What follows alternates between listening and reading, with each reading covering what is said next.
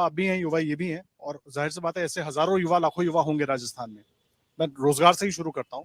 इसको लेकर क्या वाकई एक टूल किट बना दिया गया युवा को कि हम आते हैं तो हम रोजगार की बात करेंगे, आप आते हैं तो आप करेंगे, लेकिन होना कुछ नहीं युवाओं के साथ। देखो, अगर भारतीय जनता पार्टी की हम बात करें तो भारतीय जनता पार्टी रोजगार की बात तो दूरों तक ही नहीं कर रही।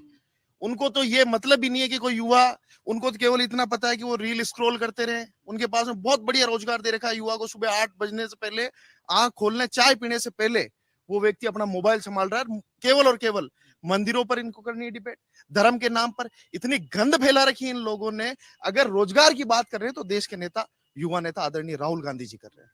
जहां गिग वर्कर्स की बात को लेकर के कर रहे हैं, स्टूडेंटों के बीच में जा रहे हैं। देश तो आपके जो कांग्रेस सरकार अभी अभी यहाँ से गई है, उस पर भी तो सवाल, उस पर सवाल उठा रहे हैं, लेकिन सवाल उठाना ही अहम बात नहीं है। अगर ये इतने भ्रष्ट थे तो अब आगे सरकार क्या हुआ? क्या वो लिख करके जा रहे थे, कभी नाथी का बाड़ा लिख करके जा रहे थे, कभी क्या लिख करके जा रहे थे गोविंद सिंह डोटासरा के कार्यालय के बाहर, उनके निवास स्थान के बाहर। अब क्या हुआ? वो तो बिल्कुल बराबर दहाड़ रहे हैं और वो तो चैलेंज कर रहे हैं भारतीय जनता पार्टी की कि आओ और ये बताओ कि किस तरीके से कांग्रेस ने पेपर लीक किया। पेपर जो लीक कर रहे हैं वो पेपर माफिया कर रहे हैं।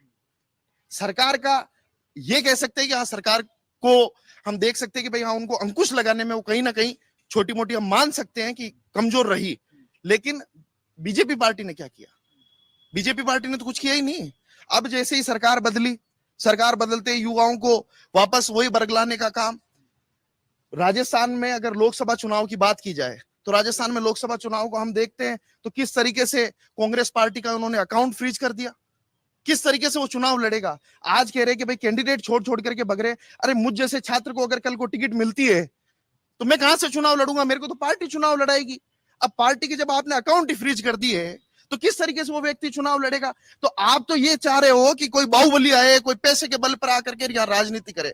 भारतीय जनता पार्टी युवाओं के साथ तो खेल ही रही है, साथ के साथ देश के संविधान के साथ भी खेल रही है। अगर आप ये वीडियो YouTube पर देख रहे हैं तो हमारे चैनल को सब्सक्राइब करें और बेल आइकन को दबाना ना भूलें। अगर आप Facebook पर ये वीडियो देख रहे हैं तो हमारे पेज को लाइक करें।